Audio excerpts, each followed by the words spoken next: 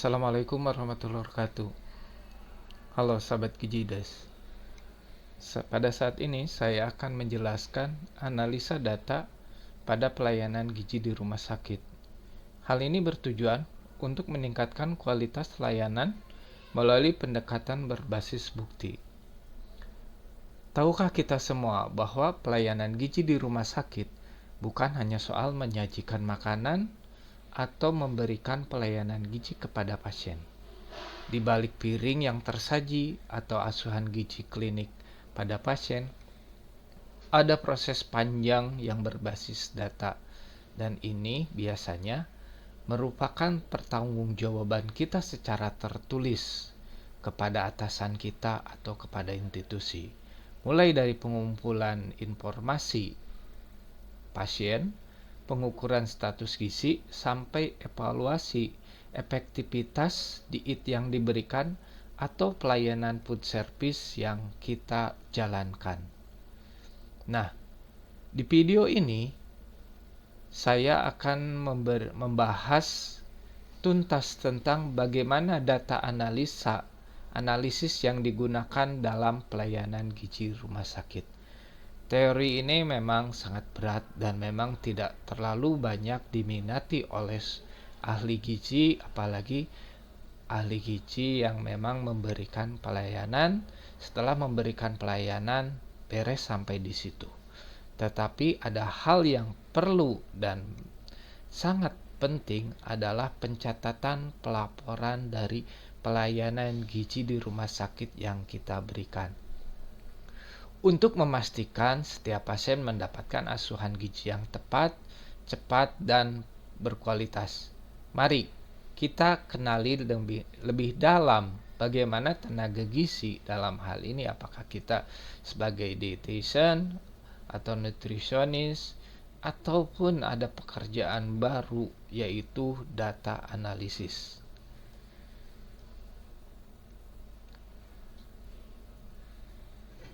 Bagaimana kita menggunakan data yang ada, yang telah kita buat untuk meningkatkan mutu pelayanan kesehatan. Sebelum saya membahas data analisis pada pelayanan gizi rumah sakit, saya akan mengulas dulu apa pekerjaan dari data analisis tersebut. Secara umum, data analisis ini adalah pekerjaan yang berfokus pada pengumpulan data, pengolahan, dan interpretasi data untuk membantu pengambilan keputusan berdasarkan informasi yang akurat. Jadi sebelum saya membahas kepada data analisis pelayanan gizi rumah sakit, saya akan membahas dulu definisi singkat. Jadi seperti yang saya sebutkan bahwa data analisis adalah proses mengubah data menjadi informasi yang bermakna dengan cara mengidentifikasi pola, tren, hubungan antar data. Dan biasanya seorang data analisis dalam hal mengumpulkan data, membersihkan data, menganalisa data, dan menarik kesimpulan dari data yang telah kita olah, dan membuat visualisasi data yang akan kita presentasikan, serta membuat laporan dan rekomendasi dari data yang disajikan. Jelas, ini bukanlah pekerjaan ataupun materi seorang ahli gizi yang didapat dari pendidikan. Akan tetapi, kalau itu hubungannya data analisis terhadap asuhan gizi atau yang lebih kita kenal PAGT, proses asuhan gizi klinik, itu sudah termasuk data tersebut.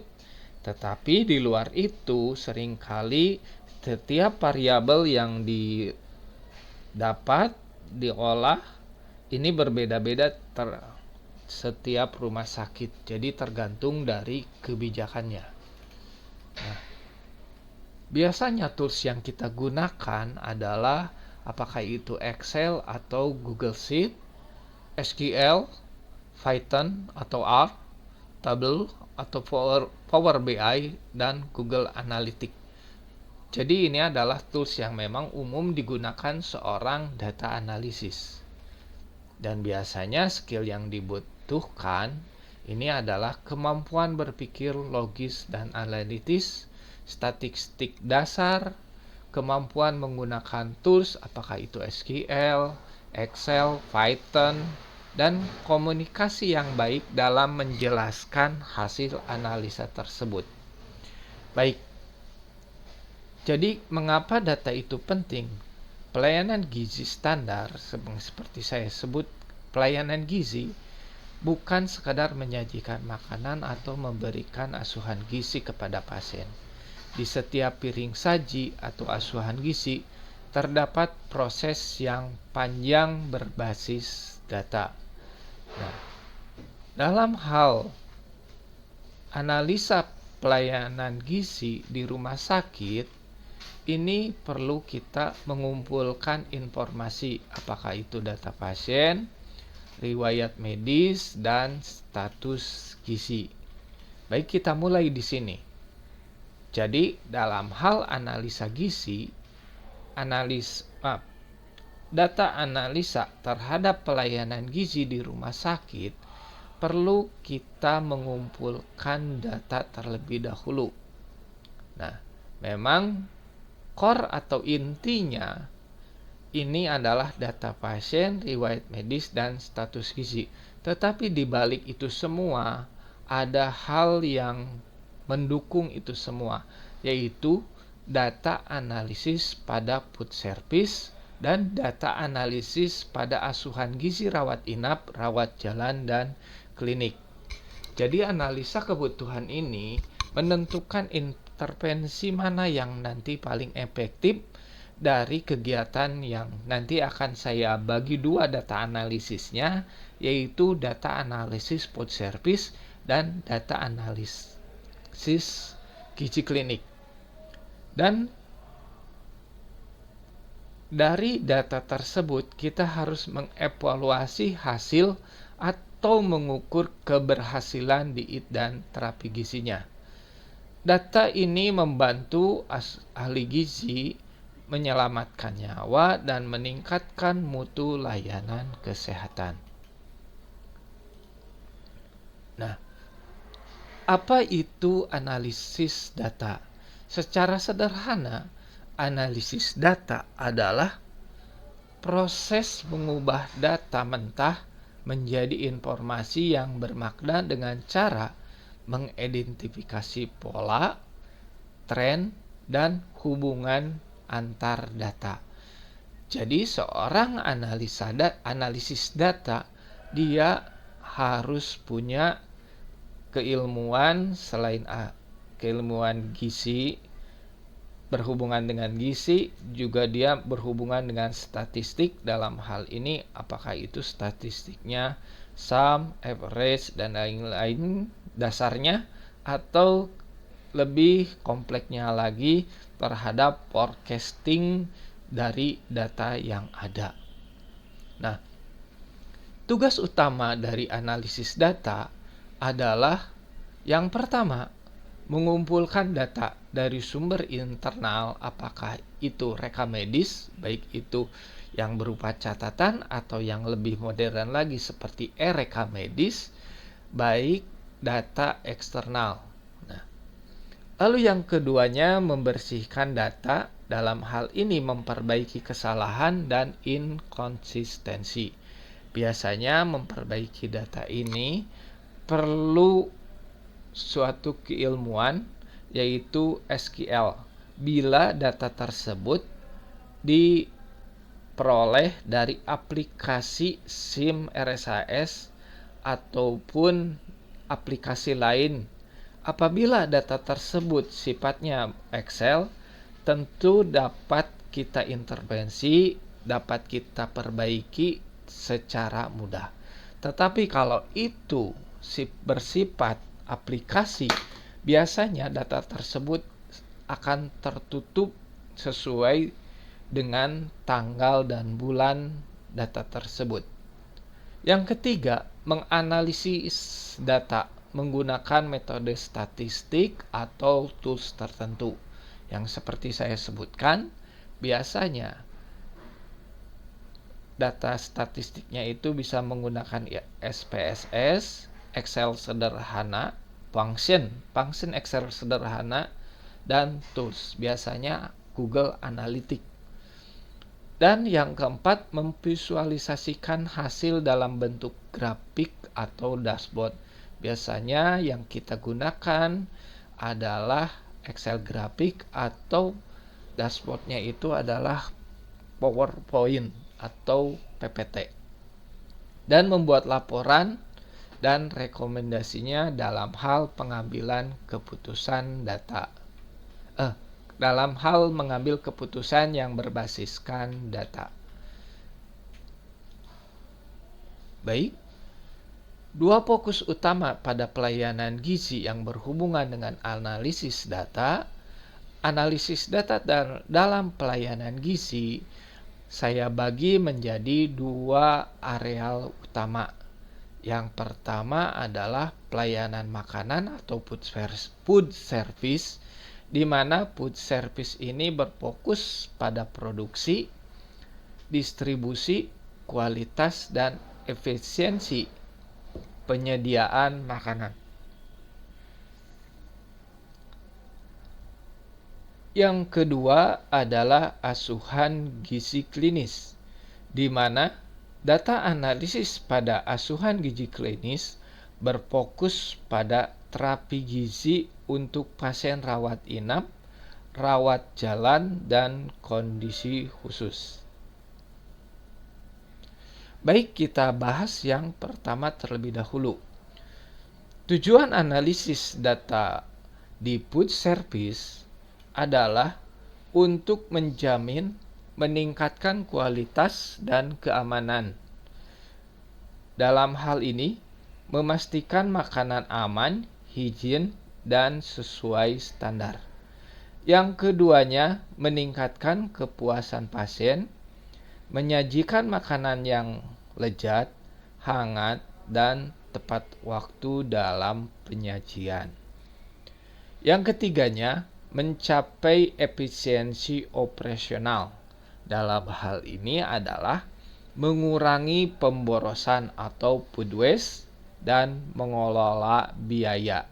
Nah, di dalam hal food service ini kita memang kalau pengalaman saya, ahli gizi yang baru lulus atau yang lagi PKL, mereka lebih banyak terfokus atau minatnya itu terhadap gizi klinik. Nah, yang keempat adalah mendukung pengambilan keputusan. Apakah itu pengambilan keputusan dalam hal perbaikan menu, alur kerja, atau alokasi sumber daya. Apakah itu dana yang kita butuhkan, yang kita pergunakan, atau sumber daya dalam hal ini SDM. Jadi, yang terakhir tujuannya adalah optimalisasi distribusi makanan dan sumber daya manusia. Nah, data diproduksi, jenis data yang dianalisa ini berbeda-beda setiap institusi sesuai dengan keinginan dari pimpinan atau direktur atau stakeholder di rumah sakit tersebut. Tetapi saya hanya mengambil data yang bersifat umum. Jadi data produksi itu biasanya data yang kita kumpulkan atau yang dianalisis adalah jumlah porsi yang diproduksi per jenis diet. Yang keduanya jenis dan frekuensi menu yang disajikan. Yang ketiganya ketepatan waktu penyajian dan pemakaian bahan makanan, apakah itu mulai dari gram, porsi, sampai harga yang atau dana yang dipergunakan dalam pelayanan gizi di food service tersebut. Biasanya ini hubungan dengan akuntansi sederhana yaitu sisa awal, pembelian, pemakaian, dan sisa akhir, yang nantinya pemakaian ini didistribusikan kepada konsumen, apakah itu pasien, dokter, dan pegawai. Yang keduanya, data distribusi makanan. Data distribusi makanan ini terdiri dari jadwal alur distribusi makanan ke pasien, jumlah kesalahan distribusi, jadi perlu kita catat kondisi tersebut, apakah itu salah diet ataukah salah pasien, dan waktu tempuh dari dapur ke ruangan pasien. Hal ini, data yang nanti akan diolah biasanya akan berimbas kepada roda atau ruangan mana yang dikeluarkan terlebih dahulu setelah distribusi dilaksanakan. Data yang ketiga adalah data kualitas makanan. Data kualitas makanan ini mulai dari penilaian mutu organoleptik. Mulai penilaian organoleptik tersebut terdiri dari warna, aroma, rasa, tekstur, serta suhu dari makanan tersebut.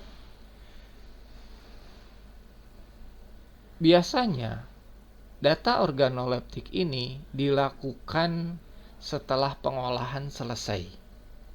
Dengan kata lain, suhu, rasa, aroma, dan tekstur itu setelah beberapa menit atau setelah beberapa detik diangkat dari panci pengolahan.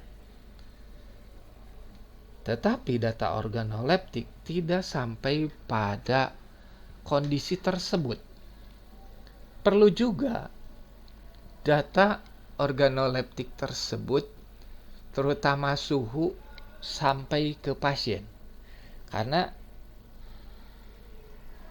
jauhnya ruangan distribusi dari instalasi gizi ke ruang rawat inap membutuhkan waktu yang lama.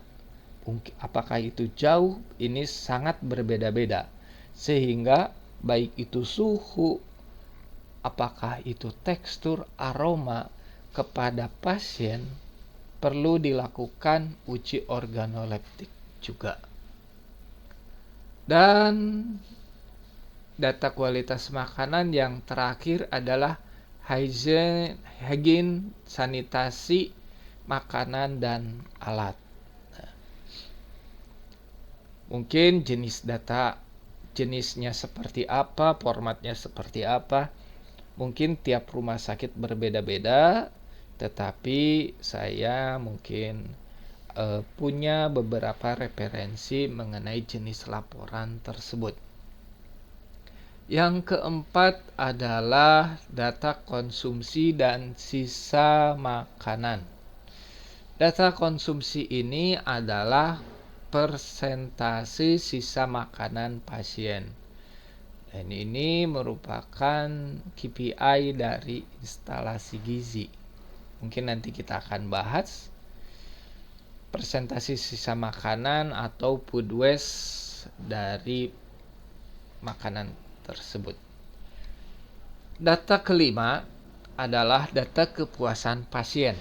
Ini biasanya instalasi gizi tempat saya bekerja atau beberapa instalasi gizi tim gizi IDES ini adalah dalam bentuk survei kepuasan pasien terhadap rasa, suhu, penyajian, serta sikap dari SDM ketika menyajikan makanan.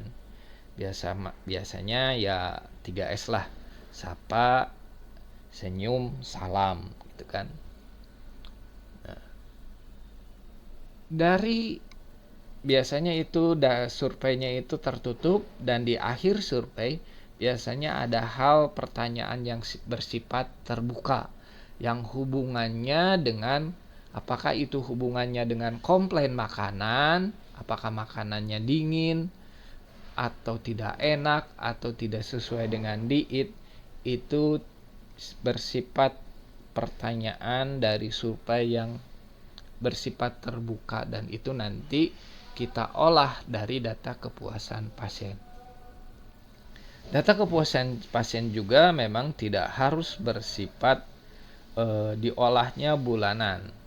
Ketika terjadi suatu hal yang kondisi luar biasa, misalnya ada ulat di sayur, atau misalnya ada barang asing di dalam makanan, harus kita tanggapi secara cepat. Dan ini biasanya mata kuliahnya dulu hubungannya dengan HACCP. Nah, yang terakhir adalah data SDM dan operasional. Biasanya terdiri dari penggunaan bahan baku, biaya produksi, jumlah tenaga di dapur pengolahan, jumlah tenaga di penyajian, dan lain-lain, serta waktu kerja dan beban kerjanya.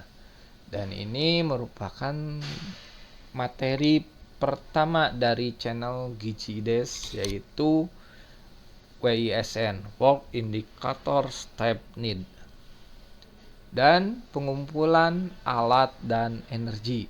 Nah, pengumpulan alat energi ini apakah BHP, alat kelontong, dan lain-lain.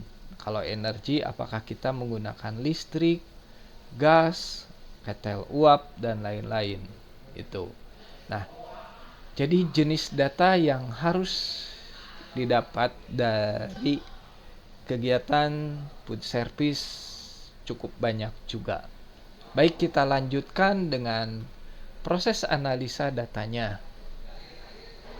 Proses analisa data, apakah itu bisa bersifat harian, mingguan, dan setelah didapatkan, tentu data tersebut harus diverifikasi, diklarifikasi. Biasanya kegiatan tersebut adalah cleaning data dan dikategorikan. Nah, contoh aplikasi analisis food service yang banyak atau yang biasa kita temui adalah sisa makanan atau food service. Food waste. Beberapa referensi ada yang mengatakan food waste-nya itu di bawah 20%, 25%, bahkan untuk beberapa rumah sakit swasta yang di tim Gizi IDES, ada yang bekerja di rumah sakit swasta, dia bisa sampai 5-10%. Dan sumber datanya adalah formulir sisa makanan harian.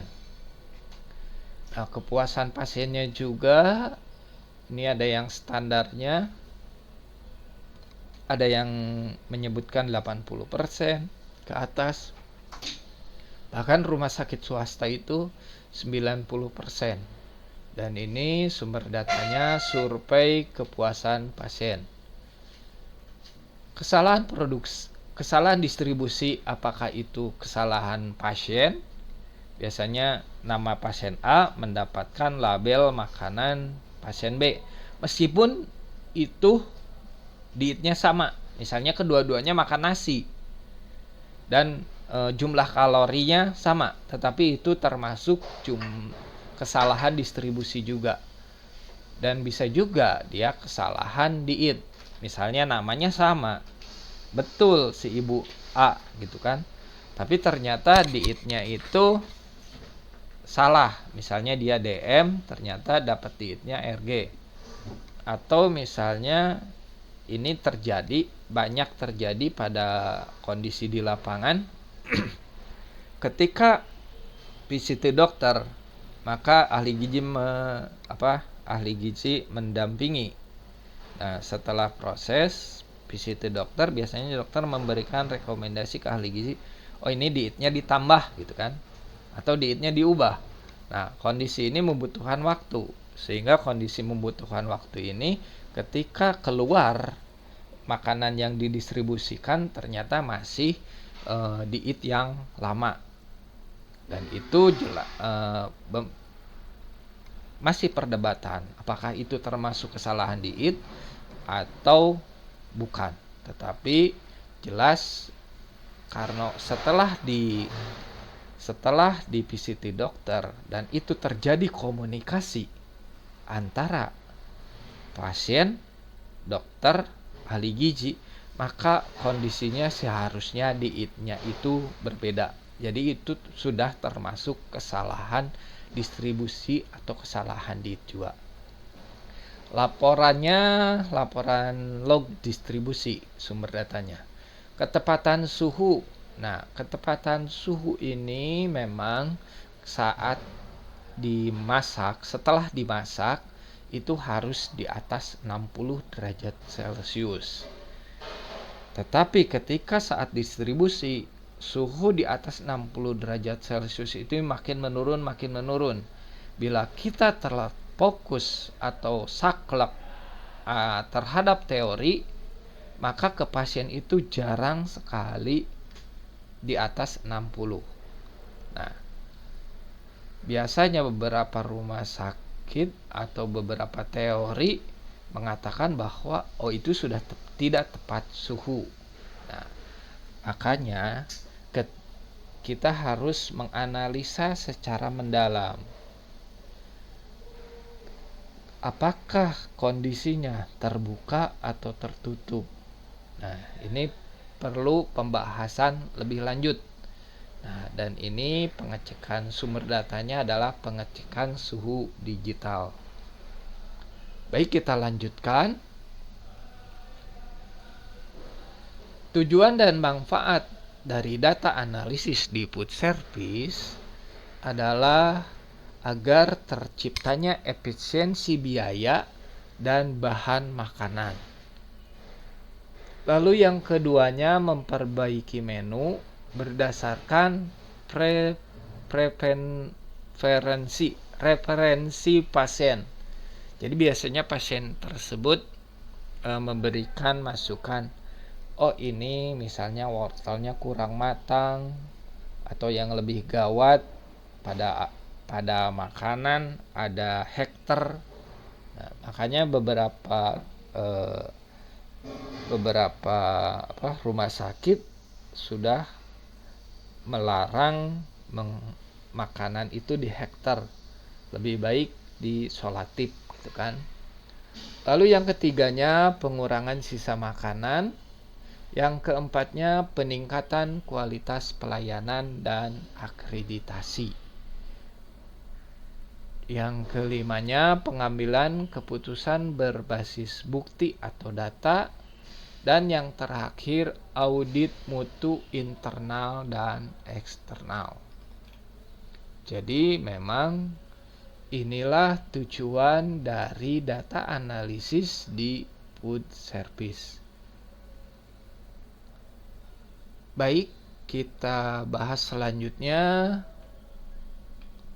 Nah, data analisis pada asuhan gizi kita fokus utamakannya kita bagi menjadi 3, meskipun saya tidak akan membahas yaitu pelayanan gizi yang NCP, karena saya kira sudah kita bahas di video saya sebelumnya.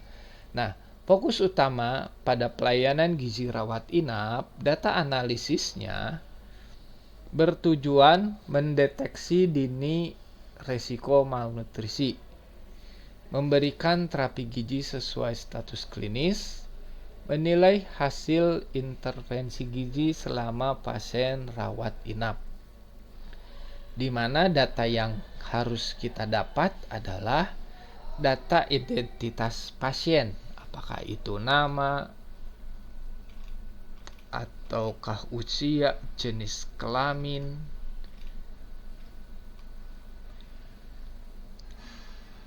ruangan, dokter yang menangani.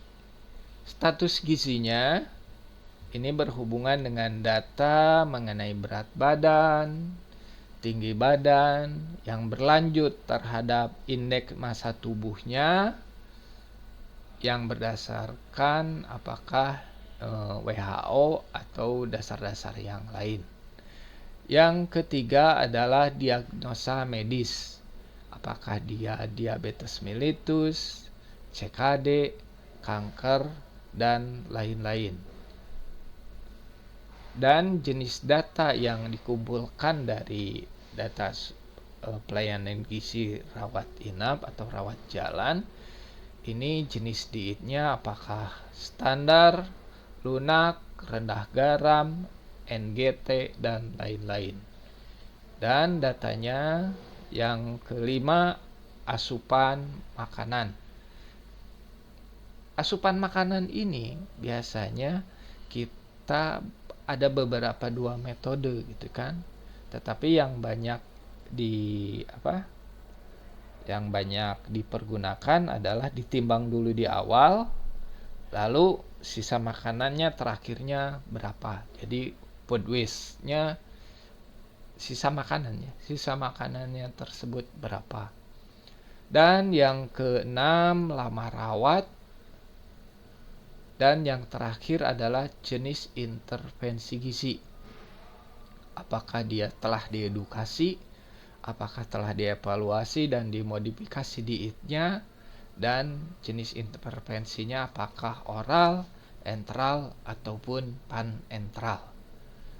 Baik, nah, proses analisa data pada rawat inap berfokus pada mendeteksi malnutrisi dan menilai efektivitas intervensi selama perawatan. Contoh yang dianalisis adalah data dari pasien 200 pasien. Ini kalau perbandingan antara satu ahli gizi dan berapa pasien yang dilayani, ini hasil data analisis tersebut. Ada yang mengatakan 1:20, ada yang mengatakan 1:25. Nah, dari data dari 200 pasien, 30% atau 60% beresiko malnutrisi. Yang ini berdasarkan screening NRS tahun 2002. Jadi contoh analisisnya seperti ini untuk data gizi rawat inap. Selanjutnya adalah intervensi. 40 pasien diberi diet enteral. Jadi dari 200 pasien tersebut ya. Nah, diberikan diet enteral.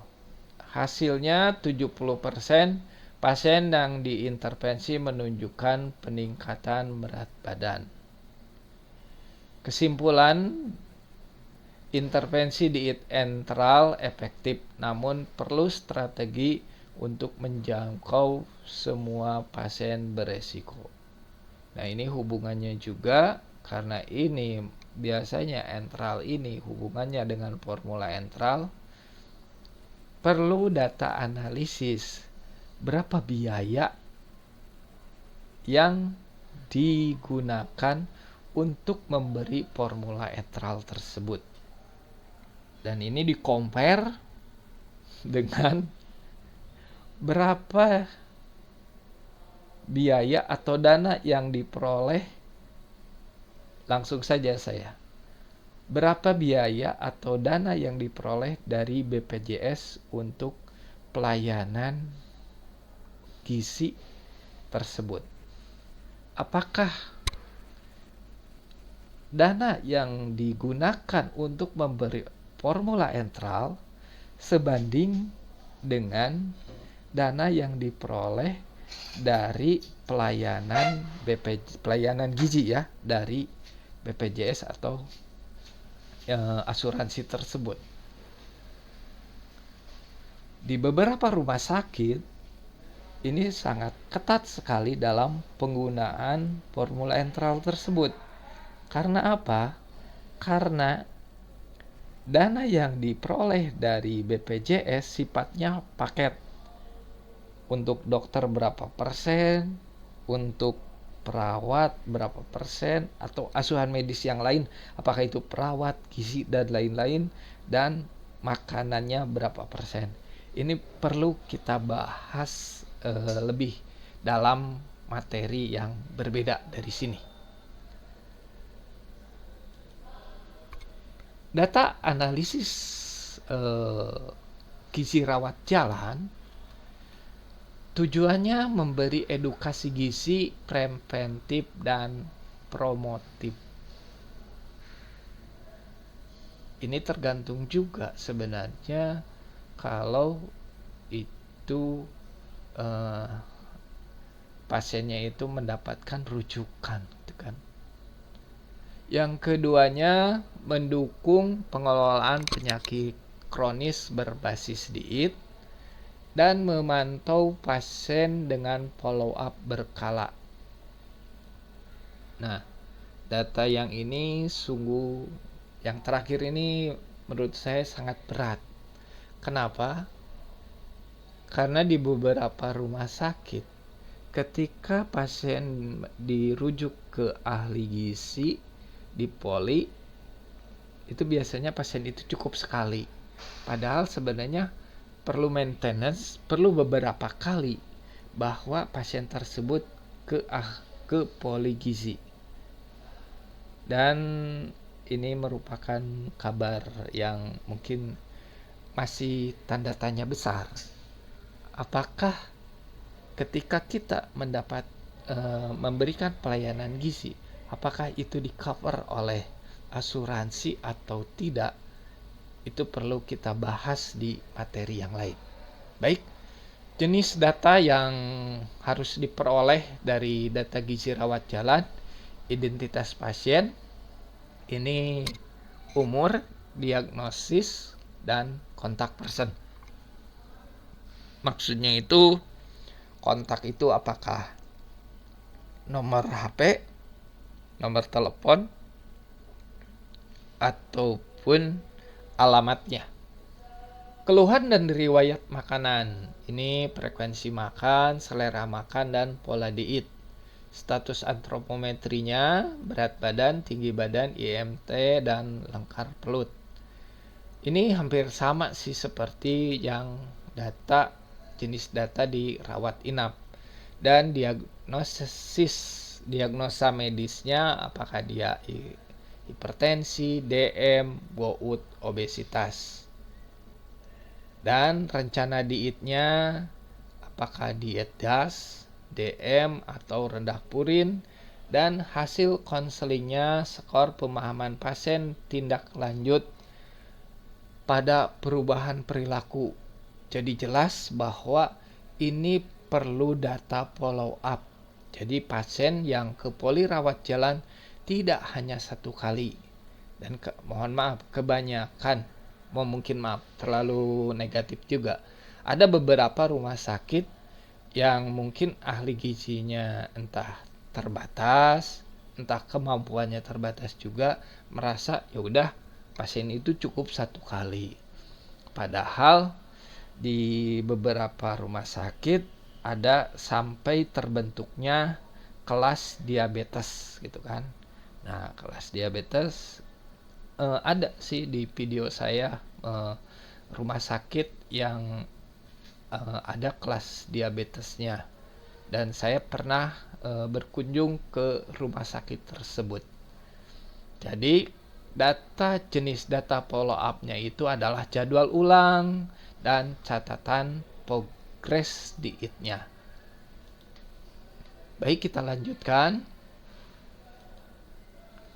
Nah, data analisis pelayanan gizi klinik ini sebenarnya sudah dibahas dalam penerapan AI dalam NCP. Di situ sudah dalam bentuk ADIME, lalu analisis kode-kodenya. Itu bisa rekan-rekan lihat di video saya berjudul Penerapan AI dalam NCP, di mana data analisis pelayanan gizi klinik secara umumnya mempunyai tujuan adalah memberikan intervensi gizi spesifik dan terukur, lalu mendukung terapi medis melalui terapi nutrisi, dan yang terakhir menilai efektivitas intervensi gizi klinis berbasis outcome pasien. Dan saya kira kenapa saya tidak perlu membahas ini, karena ini sudah terstandar seluruh Indonesia. Tetapi untuk yang sebelum-sebelumnya, terutama yang food service, tiap rumah sakit, tiap daerah, bahkan mohon maaf, tiap institusi pendidikan memberikan ilmu yang berbeda-beda kepada calon ahli gizinya. Baik, kita lanjutkan, dan ini yang slide terakhir mungkin. Data yang dianalisisnya adalah diagnosa gizi mengikuti IDNT, intake tidak adekuat, metabolisme terganggu, intervensi gizinya modifikasi diet, pemberian entral atau panentral, monitoring dan evaluasinya, apakah berat badannya naik, apakah gula darahnya membaik, di mana jenis datanya, parameter klinisnya itu HbA1c, albumin serum, tekanan darah, gula darah puasa, dan lain-lain. Dan ini biasanya terekap di e-rekam medis. Dan tindak lanjutnya jadwal edukasi lanjutan, apakah itu di rawat inap ataupun rawat jalan, dan mencatat efek samping atau alergi dari pasien tersebut. Dan yang terakhir, jenis datanya yang dikumpulkan adalah kepatuhan pasien, hasil observasi atau wawancara pasien. Dan kepatuhan pasien ini adalah komunikasi antara kita ahli gizi atau dietitian kepada pasien. Nah, analisis data rawat jalan, manfaat utamanya meningkatkan mutu asuhan. Mohon maaf, ini kelihatannya bukan rawat jalan saja, tapi rawat inap juga. Meningkatkan mutu asuhan, intervensi menjadi lebih personal dan terukur, menurunkan angka malnutrisi. Ini penjelasannya, masalah gizi dapat dideteksi dan ditangani lebih awal, dan mendukung akreditasi. Data menjadi bukti kuat untuk pemenuhan standar pelayanan. Dan yang terakhir, efisiensi anggaran dan SDM. Perencanaan sumber daya menjadi lebih tepat sasaran. Jadi kadang perlunya data-data dari rawat inap atau rawat jalan di asuhan gizi itu, ada rumah sakit, saya nggak mau menyebutkannya, diberi formula entral itu dalam bentuk saset, tidak diseduh, diberikan kepada pasien.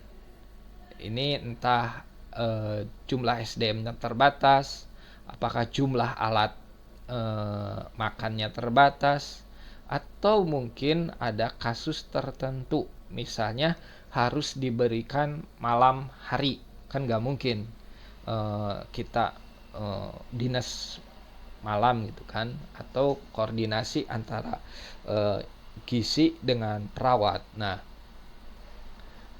diberikan dalam bentuk saset.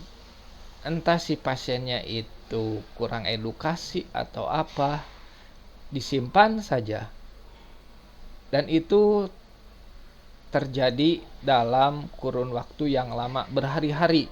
Sehingga ketika dia pulang, kalau memang formula entral itu diambil untuk di rumah, itu seperti dalam satu kaleng gitu kan, satu kaleng. Atau yang beberapa kasus itu yang saya dengar, 10 formula enteral dalam saset diambil, ya dibawa pulang oleh pasien itu ke rumahnya. Itu merupakan hal yang memang tidak tepat sasaran. Dan ini sangat berbahaya. Maksud sangat berbahaya itu kenapa? Itu kan sudah terbuka. Kalau dirawatnya itu 1-2 hari, mungkin itu bukan suatu masalah karena masih kondisi baik. Bagaimana kalau dirawatnya itu lebih dari 10 hari? Itu yang pertama. Lalu kadang si pasien gak ngerti, ditinggalkan saja di loker laci rawat di bed di pinggir tempat tidurnya, dan ini menjadikan pemborosan dari penggunaan formula enteral tersebut. Nah, mungkin itu saja materi. Oh maaf, masih ada ternyata tools yang mendukung dari analisa data tersebut. Dari materi yang sebelumnya, saya telah menjelaskan jenis data yang harus diperoleh untuk data analisis tersebut. Dan ini adalah ketika kita mendapatkan data, biasanya saya pribadi banyaknya menggunakan Excel, kalau enggak Google Sheet. Dan beberapa mungkin perlu Google Analytics. Tetapi tools yang mendukung dari analisis data gizi, yang pertama mungkin pencatatan dan pengolahan data, Microsoft Excel atau Google Sheet, visualisasi dashboard interaktif. Ini biasanya yang saya gunakan, apakah itu Excel dalam bentuk grafik ataupun PowerPoint, apakah itu Power BI, Tableau. Data dan rekam medis pasien itu bisa dari SIM RSAS, Sistem Informasi Manajemen Rumah Sakit, dan biasanya nanti hubungannya dengan e-Rekamedik atau software e-Gizi Klinik. Dan analisis statistik lanjut, apakah analisisnya oleh SPSS atau oleh Python. Dan sekarang ini karena udah zamannya AI, beberapa rumah sakit, mohon maaf saya tidak bisa menyebutkan rumah sakit mana, yang jelas bukan di rumah sakit saya, tetapi tim Gizi IDES ada timnya akan membangun e-rekam medisnya itu bersatu dengan artificial intelligence atau AI. Jadi ketika pelayanan itu dokternya tinggal dia memasukkan data-data, lalu si AI dari rumah sakit tersebut langsung memberikan teori-teori serta pencatatan pelaporan, dan si dokter hanya melakukan analisa. Maksud analisa tersebut, oh ini tidak sesuai, di-delete atau ditambahkan, sehingga efisiensi waktunya bisa berjalan dengan cepat dan pelayanan bisa dengan cepat, bisa lebih banyak juga. Begitu juga dengan AI NCP. Nah, dasarnya memang itu merupakan mulainya dari perdebatan juga. Ketika tim Gizi IDES itu ada rumah sakit yang akan menggunakan AI, ini menjadikan perdebatan, dan ya alhamdulillah sih tidak terlalu banyak komplain, karena memang alhamdulillahnya ahli gizi sudah melek dan memaklumi penggunaan AI dalam NCP tersebut. Tetapi ini akan terintegrasi di rumah sakit tersebut. Dia menyediakan server AI-nya beberapa blok gitu ya. Karena kalau servernya gede sih, itu bisa satu server itu bisa dipakai untuk beberapa tenaga medis, bisa dokter, bisa ahli gizi. Tetapi yang teman saya itu AI-nya akan diintegrasi ke e-Rekamedik dan menjalankan NCP-nya gitu. Jadi nanti dia ketika melakukan pelayanan gizi hanya memasukkan soal lah, bahasanya soal, dan itu langsung diolah oleh AI-nya, dan si ahli gizi beliau mohon maaf nggak bisa saya sebutkan namanya, beliau itu hanya langsung memverifikasi dari laporan AI-nya. Dan saya nggak tahu betul, nggak tahu enggak sih, jumlah pasien yang dia bisa tangani bisa lebih dari standar, tapi itu masih uji coba juga. Tapi memang sungguh butuh effort, dana, terutama pemikiran yang lebih mendalam. Baik, jadi ngelantur. Jadi analisa kesimpulannya dari analisis data dari pelayanan gizi rumah sakit, ini data adalah jantung dari pelayanan gizi modern. Jadi kita itu tidak hanya ketika ditanya berapa sih jumlah pasien, oh jumlah pasiennya segini, oh jumlah pasien yang dapat makan nasi segini, tim segini, lalu bubur segini, lalu dietnya segini.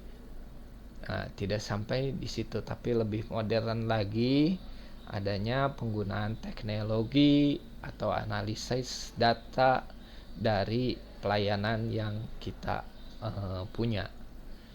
Dengan pemanfaatan analisis data, instalasi gizi dapat bertransformasi dari sekedar penyedia makanan menjadi pusat layanan klinis yang proaktif, terukur, dan berbasis bukti. Nah, melalui analisis data, pendekatan ini tidak hanya meningkatkan efisiensi operasional, tetapi juga secara langsung berkontribusi pada peningkatan kualitas hidup dan kesembuhan pasien.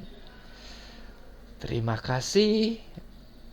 Dan bila rekan-rekan atau teman-teman ahli gizi mau menyimak video yang cukup panjang ini, hampir 1 jam kurang beberapa menit, apabila ada pertanyaan mengenai analisa data dari pelayanan gizi ini, silahkan menuliskannya di kolom komentar.